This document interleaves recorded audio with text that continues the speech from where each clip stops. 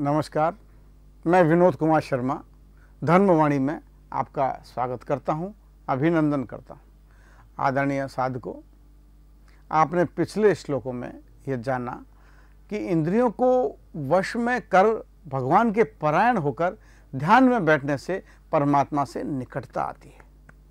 अब प्रश्न यह उठता है कि यदि मन सहित इंद्रियों को वश में न करने से और भगवत परायण नहीं होने से क्या हानि होती है, इस बात का भगवान अगले 2 श्लोकों में 62वें और 63वें में उत्तर दे रहे हैं, जो इस प्रकार है। ध्यायतो विषयवान पुंस संगतस्ते पूजायते संगतस् जायते काम काम क्रोधो अभिजायते काम क्रोधभति मोह सम्मोह सम्मोत स्मृति विभ्रम स्मृति वृद्धांश बुद्धिनाशो बुद्धिनाश प्रणश्यति, जिसका अर्थ है विषयों का चिंतन करने वाले पुरुष की उन समस्त विषयों में आसक्ति हो जाती है। आसक्ति से उन विषयों की कामना उत्पन्न होती है और कामनाओं में विघ्न पड़ने से क्रोध उत्पन्न होता है और क्रोध से अत्यंत मूढ़ भाव हो जाता है। मूढ़ भाव से स्मृति में भ्रम हो जाता है। स्मृति में भ्रम हो जाने से बुद्धि का अर्थात ज्ञान शक्ति का नाश हो जाता है और बुद्धि नाश हो जाने से पुरुष अपनी स्थिति से गिर जाता है।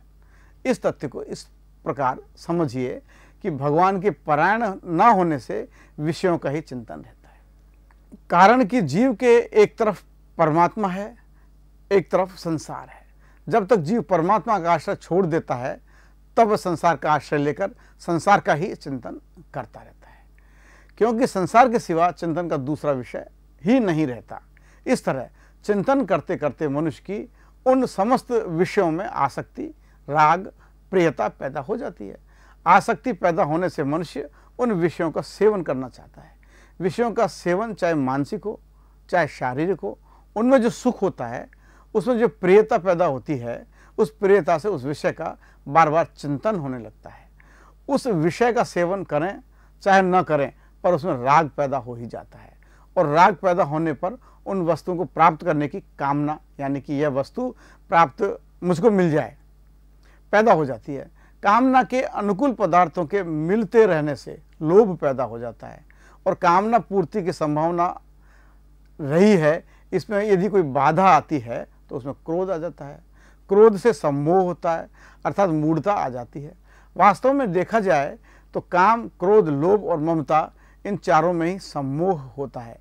काम में जो सम्मोह होता है उसमें विवेक शक्ति ढक जाने से मनुष्य काम के वशीभूत होकर न करने लायक कार्य भी कर बैठता है। क्रोध में जो सम्मोह होता है उसमें मनुष्य अपने मित्रों, पूज्य जनों को भी उल्टी सीधी बातें कर बैठता है और न करने लायक बर्ताव भी कर बैठता है। लोभ से जो सम्मोह होता है उसमें मनुष्य को सत्य, धर्म, अधर्म का विचार नहीं रहता है और वह कपट करके लोगों को ठग लेता है। ममता से जो सम्मोह होता है उसमें समभाव नहीं रहता है, अर्थात पक्षपात पैदा हो जाता है। यहाँ भगवान ने केवल क्रोध का ही नाम लिया है। इससे गहराई से देखा जाए तो काम, क्रोध और ममता, इनमें तो सुख, भोग और स्वार्थ की वृत्ति जागृत रहती है, पर क्रोध में दूसरों का अनिष्ट करने की वृत्ति जागृत होती है। अतः क्रोध से जो सम्मोह होता है वह बहुत भयंकर है।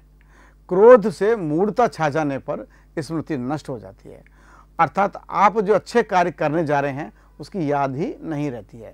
स्मृति नष्ट हो जाने पर बुद्धि में विवेक लुप्त हो जाता है, अर्थात मनुष्य में नया विचार करने की शक्ति नहीं रहती है। विवेक लुप्त हो जाने से मनुष्य अपनी स्थिति से गिर जाता है। अतः इस पतन से बचने के लिए ही सभी साधकों को भगवान के परायण होने की बड़ी भारी आवश्यकता होती है। यहाँ जो विषयों का ध्यान करने मात्र से ही राग, राग से काम, काम से क्रोध, क्रोध से सम्मोह, सम्मोह से स्मृति का नाश, स्मृति नाश से बुद्धि नाश और बुद्धि नाश से पतन, यह क्रम बताया गया है। इसका विवेचन करने में देरी लगती है, पर इन सभी वृत्तियों को पैदा होने में और उसमें मनुष्य का पतन होने में देरी नहीं लगती। बिजली के करंट की तरह सभी वृत्तियां तत्काल पैदा होकर मनुष्य का पतन करा देती हैं। इन्हीं तथ्यों को श्री रामचरितमानस में तुलसीदास जी ने बड़े स्पष्ट रूप से कहा है। उत्तरकांड में गरुड़ जी के और काकभूषण जी के समाज में कहा गया है, काम क्रोध मद लोपुरत ग्रहासक्त दुख रूप, जे किमि जाने रघुपति मूढ़ परे तम कूप।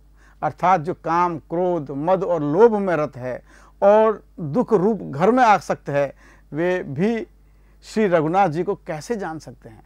वह मूर्ख तो अंधकार रूपी कुएं में पड़े हुए हैं। इसी प्रकार अरण्य कांड में कहा गया है कि लोभ के इच्छा दंभ बल, काम के केवल नार, क्रोध के परुष वचन बल, मुनिवर कहीं विचार। काम, क्रोध, लोभ आदि मद प्रबल मोह के धार, तिनमय अति दारुण दुखद माया रूपी नार। बालकांड में लक्ष्मण जी परशुराम जी से कह रहे हैं कि लखन के हंसी सुनऊ मुनि, क्रोध पाप कर मूल, जय बस जन अनुचित करें चरें विश्व प्रतिकूल। जिनका अर्थ है कि लोभ को इच्छा और दंभ का बल है, काम को केवल स्त्री का ही बल है और क्रोध को कठोर वचनों का बल है। हे मुनि श्रेष्ठ, विचार करके देखिए कि कितना नुकसान करते हैं। काम, क्रोध और लोभ, मद आदि या ज्ञान की प्रबल सेना है और इसमें माया रूपिणी स्त्री तो अत्यंत दारुण दुख देने वाली है।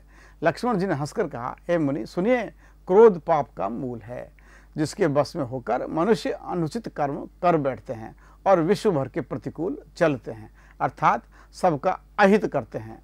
अयोध्या कांड में तुलसीदास जी ने कहा है कि कर्म वचन मन छाड़ चलो, जब लगी जनुन तुम्हार, तब लगी सुख सपने नहीं किए कोटि उपचार। अर्थात जब तक कर्म, वचन और मन से छल छोड़कर मनुष्य आपका दास नहीं हो जाता, तब तक करोड़ों उपाय करने पर भी स्वप्न में भी वह सुख नहीं पाता। इस प्रकार गीता कहती है कि भगवान के प्राण होकर रहो। रामचरितमानस भी यही कहती है कि भगवान के दास बनकर रहो। इसी से आपको समस्त मोह, लोभ, क्रोध, मद और विषयों का अनुराग समाप्त हो जाएगा और आप परमानंद में संलग्न हो जाएंगे। तो ये दोनों महान ग्रंथ का सुखपूर्वक जीवन जीने का सूत्र है। इसे आप अपनाएं और पढ़ते रहें गीता और रामचरितमानस और सुनते रहें ये एपिसोड। यदि पसंद आया हो तो कृपया लाइक करें, शेयर करें, सब्सक्राइब करें। याद रहे हमारा नारा, गीता मानस की वाणी घर घर पहुँचानी। हरे राम हरे राम हरे राम। मिलते हैं अगले एपिसोड में। धन्यवाद।